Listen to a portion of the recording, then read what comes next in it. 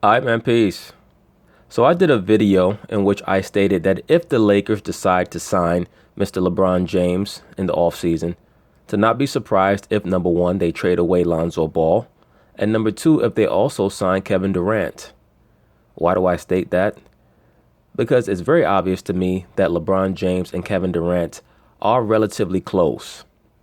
The proof of that is the Uber car video that they did where they both sat in the back seat and decided that they were going to expound on many of their wokeisms to try to cultivate their respective cult of personalities on the internet via social media, etc. They're both mama's boys, and that's very obvious in the passive aggressive way in which they choose to express themselves. And number three, I believe that they both have simmering jealousy over Mr. Steph Curry. Why do I say that? Because in the aftermath of Steph Curry going down with a relatively serious ankle injury, Kevin Durant decided after a loss to the Minnesota Timberwolves to go out of his way to express how much the team misses Steph Curry. But he stated that the reason why they miss Steph Curry is because the entire offense revolves around Steph Curry. And even though Stephen A. Smith is going to accuse Kevin Durant of not being authoritative enough, I don't know why he would accuse him of that, because Kevin Durant is not an alpha. He never has been. He never will be. He's not a leader. But for him to say that in a post-game press conference or a post-game interview session tells me that he does not take his role on the Golden State Warriors as being exceptionally serious. I believe that he's only in Golden State to learn how to win, similar to how LeBron went to Miami to learn how to win, and that he will look for an out when he gets the opportunity. So if I was to bet, if I were a betting man, that Kevin Durant was going to leave Golden State, I would say that more likely than not, he's going to resign. But would it shock me if he left and went to LA? No, it wouldn't. Would it shock me if he left and went to Miami, if LeBron were to go back to Miami? No, it wouldn't. Point being is this: I would not be surprised to see both LeBron and Kevin Durant team up together to form some type of super duo with the LA Lakers. And I do believe that they both have a simmering jealousy over Steph Curry.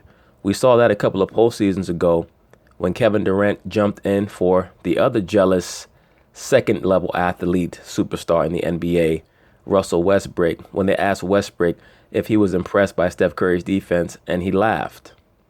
And then Kevin Durant chimed in with his own very, very obvious quote-unquote shade towards Steph Curry. And I'm already on record as stating that I believe that LeBron is the best player in the NBA, that KD is 1A, and that Steph Curry is 1B. But what separates Steph Curry from both LeBron and Kevin Durant is the fact that because he had a father in his life, he's much more mentally stable, even though he himself sometimes gets caught in the woke rabbit hole. But anyway, they're going to talk about it. I'm going to chime in. Tony, thank you. No Steph appears to be a problem for those Warriors as Karl-Anthony Towns dominates the defending champs in their second straight loss. Max, what was your biggest takeaway from the Timberwolves win over Golden State? Karl-Anthony Towns is all the way here. It's the best player on the team, including Jimmy Butler. I agree with that, but that's the exact reason why Karl-Anthony Towns is not all the way there. Because if you're the best player on the team and you're not the most prominent player or the lead player, that means that you're not mentally ready, or your coach is not the coach that you need to have in order for you to assume your position as the alpha male, the alpha dog, the lead guy on your team. And that is why I stated point blank in the video that I did on Karl-Anthony Towns that in order for him to truly blossom, Minnesota is going to have to remove Tom Thibodeau, because Tom Thibodeau is not the coach of a championship level team. He's the prime example of a great defensive coordinator in the NFL becoming a head coach, and he's not built for it. He's going to run all his guys into the ground, and Tom Thibodeau is going to take years off of a lot of those young guys' careers if the Minnesota front office does not intervene.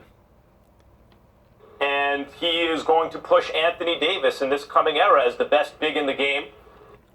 That's saying a lot when you have Nurkic, you have Jokic, you have Joel Embiid. There's a lot of great young big men in the NBA right now. Karl-Anthony Towns has to show me a little bit more, especially in his willingness to take over the team. He is going to have to be the best player on their team for them to ever have a chance to win a championship because he has the most overall talent. This is a golden era of bigs in the NBA. I agree, sir. I stated that point blank in another video. And no one seems to understand it. People talk about the point guards, and sure, point guards are the keys to many offenses, to all the offenses, really.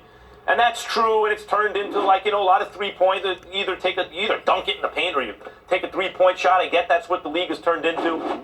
But consider what a big really means. Like, how tall do you have to be a big? Forget about position you play. 6'10"? Think of how many great players there are 6'10" and over. Embiid and Porzingis, everyone knows, and the health issues and everything else. Those are fantastic players when they're healthy. AD is the best among the bigs. Karl-Anthony Towns pushing him now. But even guys like Antetokounmpo, KD, Ben Simmons, these guys are 6'10" and better and balling. I agree. Look, I've stated point blank. I'm not one of these guys who likes to romanticize the 80s and the 90s. I started watching basketball in 1989, 1990 as far as being fully cognizant and aware of what was going on the court. Of course, as a very small child, I watched the Lakers and the Celtics back in the mid-80s, but you're not truly understanding or, mentally aware of what's occurring on the basketball court in regards to knowing what the rules are, so on and so forth. Like, I started watching basketball hard body in like 89, 90. And when I started watching basketball, the NBA was in the midst of an era that is pretty much classified as the golden age of the NBA, which was from 1979 when Bird and Magic came into the league until 1993 when Jordan first retired. And the NBA was relatively deep at every position, except for maybe power forward. You have Barkley and Malone, but other than that, there was kind of a dearth of great power forwards that could actually score. Most of your power forwards were bruisers. You had centers like Ewing, Robinson, Olajuwon.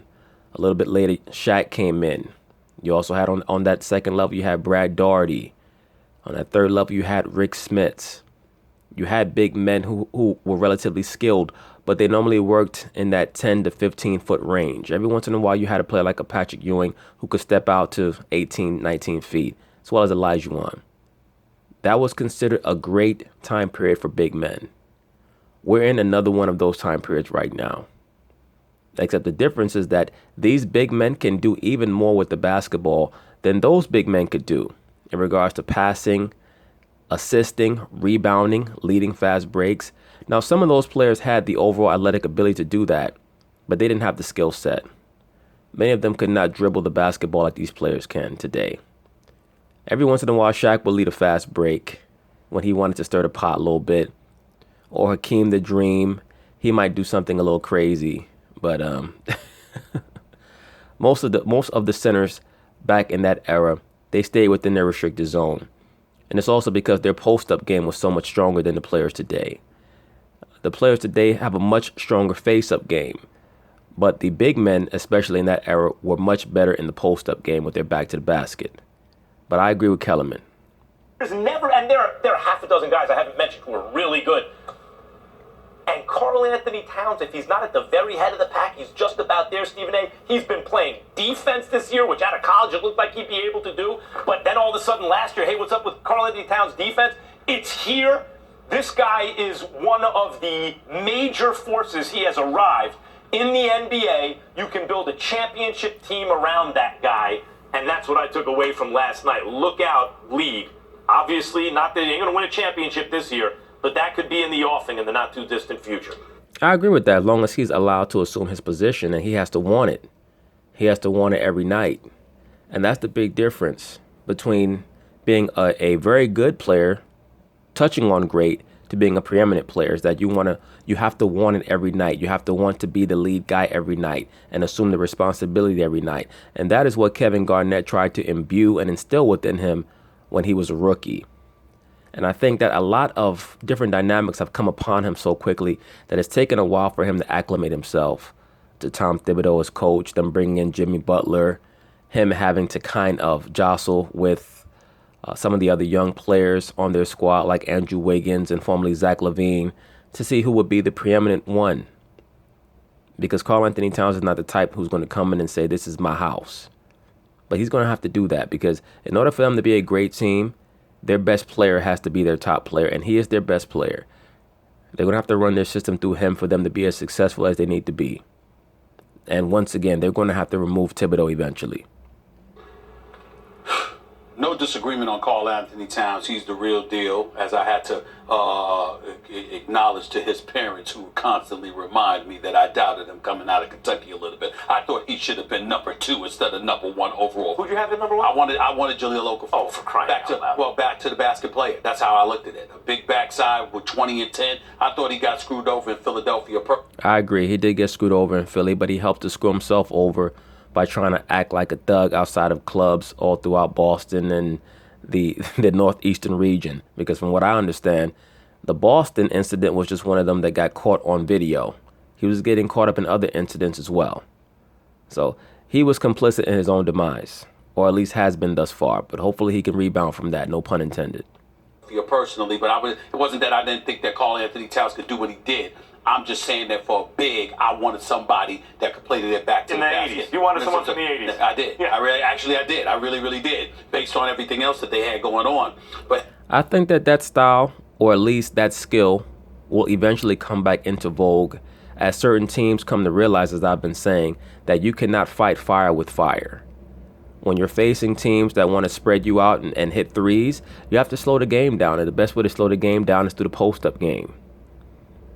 So in order to nullify teams like Golden State and the Rockets, you're going to have to nullify them with high-level post-up play to control the cadence and the tempo of the game, to make it a half-court game, and to put pressure on teams that like to run and gun to actually have to execute in the half-court. And once that sentiment starts to propagate across the NBA, you're going to find much more diversity in how teams play, much like how it was in the late 80s, early 90s, when teams didn't just try to copy everybody. They created their style based off of their personnel. That's how it's supposed to be. You can't be trying to play like Golden State unless you have 2 or 3 of the top shooters of all time. You have to cater your style according to your personnel. But having said all of that, here's the deal. As it pertains to my takeaway from last night's games, it has nothing to do with Karl-Anthony Towns. It has nothing to do with the Minnesota Timberwolves. It has everything to do with the Golden State Warriors, and particularly Kevin Durant. Let me look in the camera and say this right now. You do not want to make an enemy out of me. Kevin Durant, I don't want to hear how much you miss Steph Curry. How much y'all miss Steph Curry. Get over it.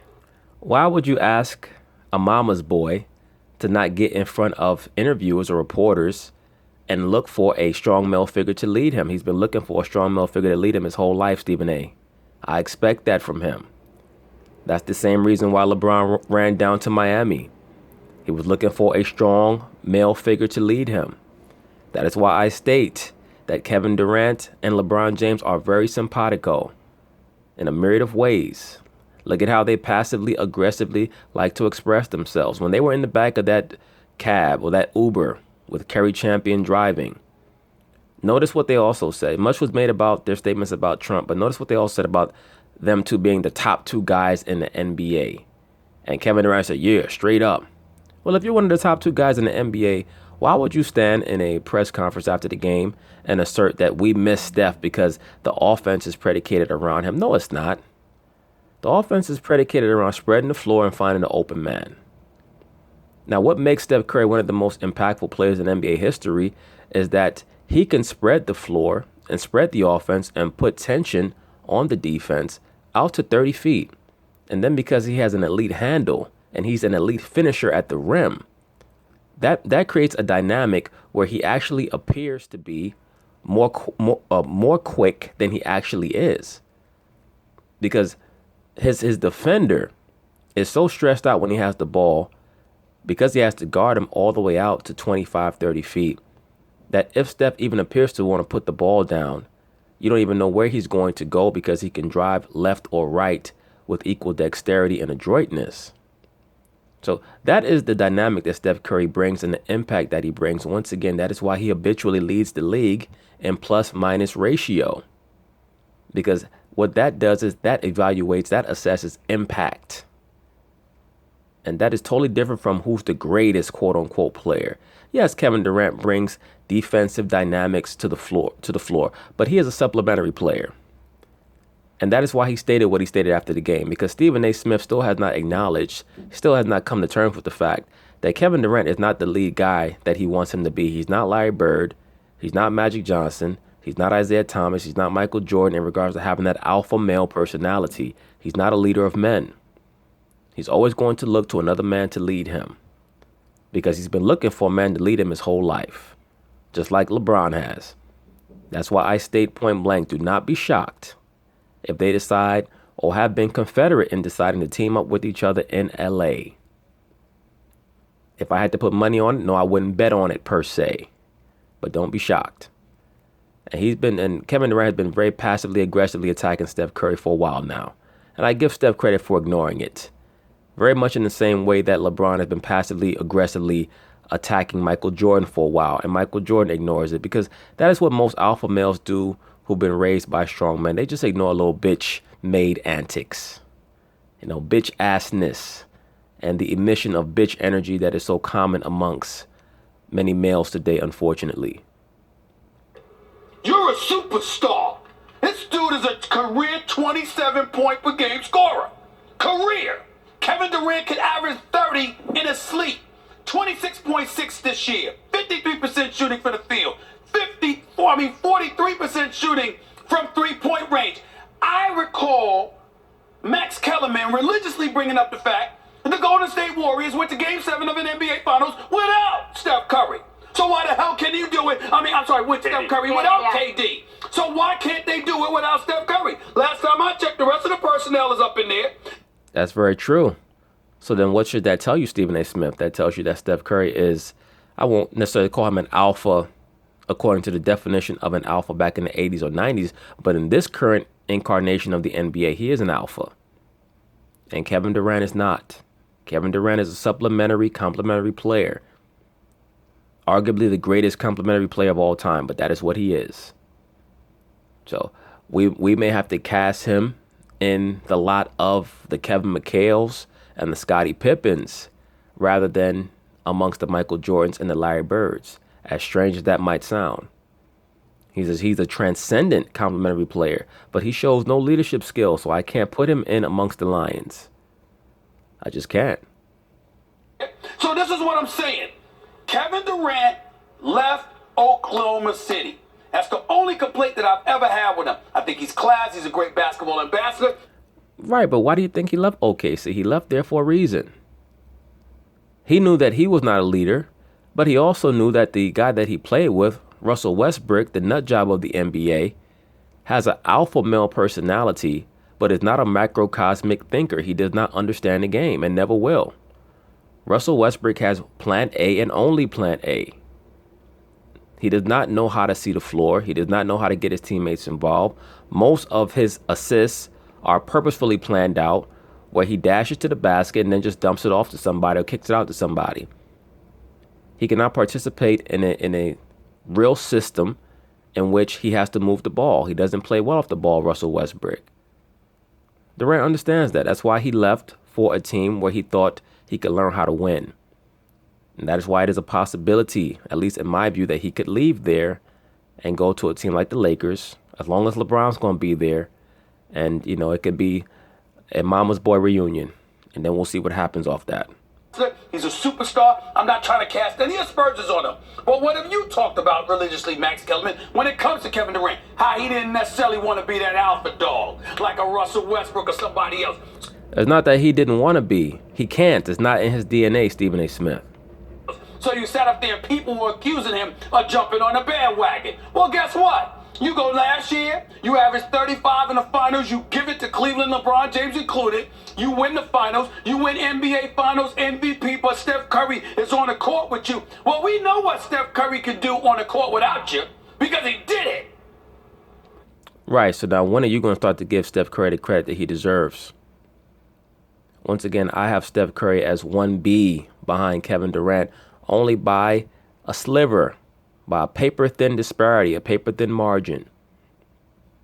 And I would have no problem putting Steph Curry above Kevin Durant. But for many in the media It is sacrilege to consider that Steph Curry is better than Kevin Durant. But Steph Curry is miles ahead of Kevin Durant in regards to mental fortitude. Miles ahead. You're never going to see him after a game saying, we miss Kevin Durant. Why? Because he's already been there and done that without Kevin Durant. And he deserved both those MVPs that he won.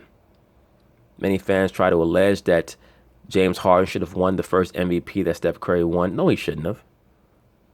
Steph Curry led that team to 67 regular season wins. What are you going to do? Because even though we expect Steph Curry to come back, and there's no question about that, as far as I'm concerned, I don't see any reason why Golden State shouldn't be. And I'm not saying to take Houston. Forget Houston for a second. I'm just saying this. Based on your own abilities, what I saw with Steph Curry without Kevin Durant in the Warriors uniform, how come I can't see that would come from Kevin Durant?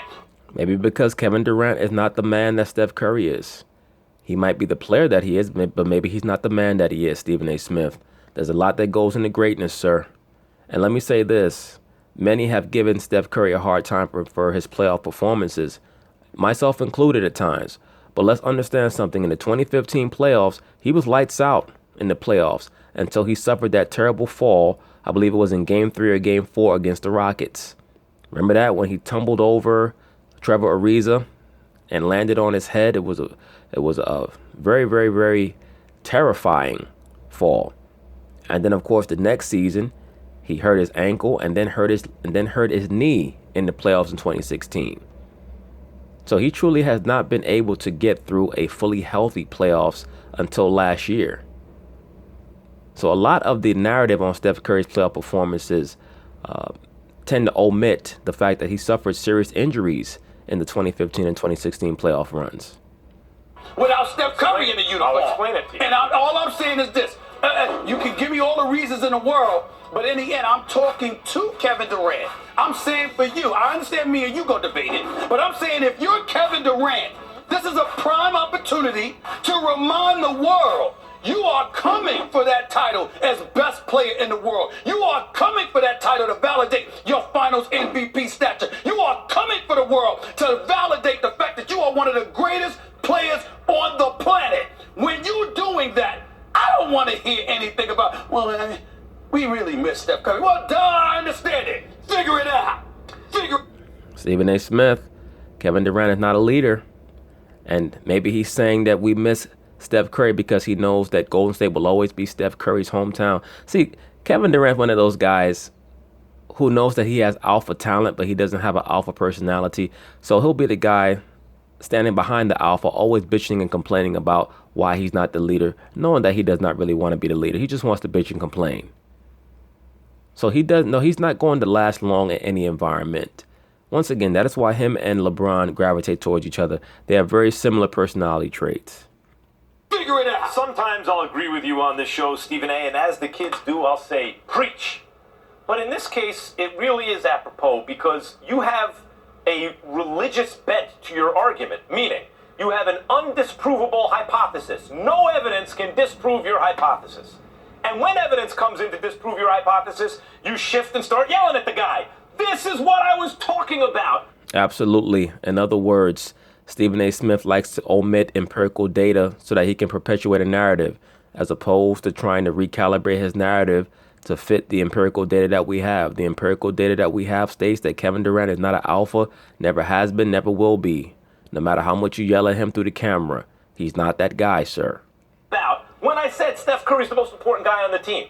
This is what I was talking about when I said the Rockets. Here's something they do better than the Golden State Warriors. They have two elite ball handlers who can get to the paint, finish, kick out, make elite decisions, and hit it from the outside.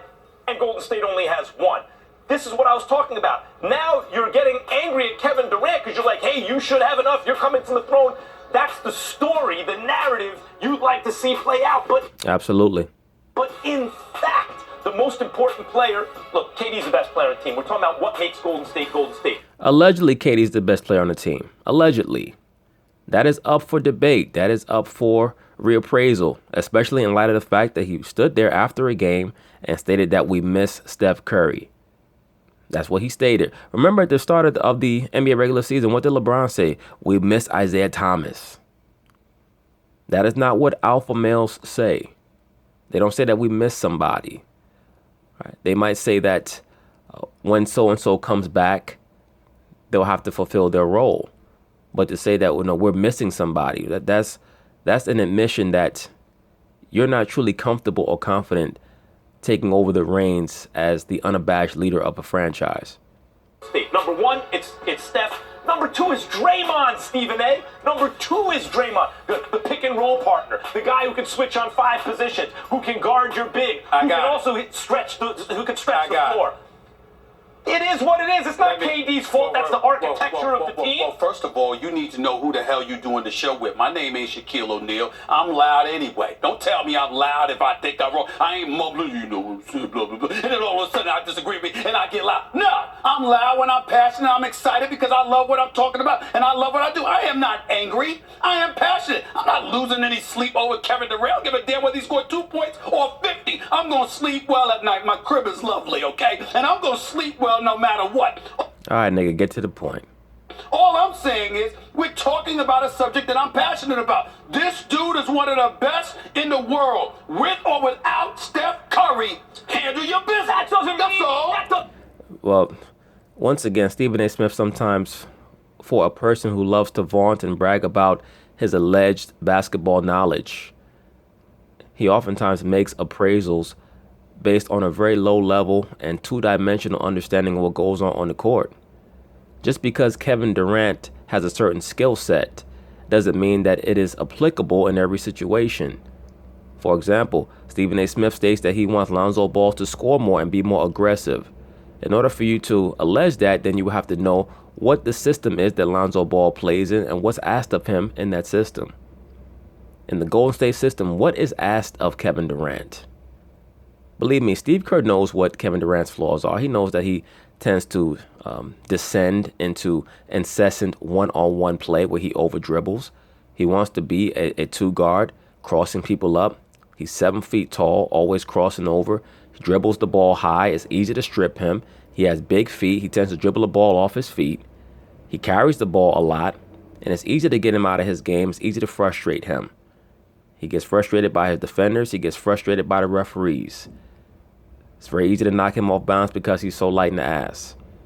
That does not make for someone that you want to be running your offense. So no, he cannot be Steph Curry. That doesn't mean you're going to be an elite team without a point guard. I'm saying to you, I don't want to hear from one of the top 2 players on the planet. I really miss Kevin. I don't want to hear that. That's all I'm saying. What's wrong with that? Are you not entertained? When we come back, there is no... But anyway,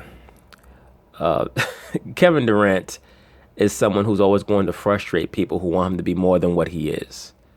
Sometimes in life, you have to look at someone and say, they are who they are what they are, and work with them off that angle. Oftentimes in life, we get frustrated by people because they don't assume the persona that we think they should assume. There's a reason for everything. Sometimes people don't want to be something because they know that it's not in their DNA. And when you allow people to be who they are, you find out that that is what's best for the collective. If Kevin Durant was more aggressive, there might be some antipathy between him and other members of the Golden State Warriors, because he might be trying to do things that's really not in his bag of tricks. Stick to what you're good at. I myself think that he takes too many threes. I believe that if he worked more on the elbow, it would be better for their team.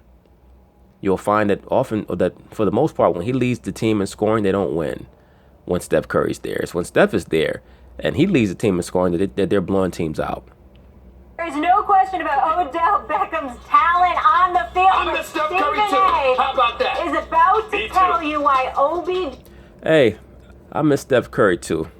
I want to see Steph go through the playoffs and win an NBA Finals MVP. Well, we'll see what happens when he does get back. But once again, watch for that. Watch for KD to leave the team and possibly go to either Miami or the Lakers, particularly if LeBron goes there. I think that if he does leave Golden State, it's going to be to follow LeBron.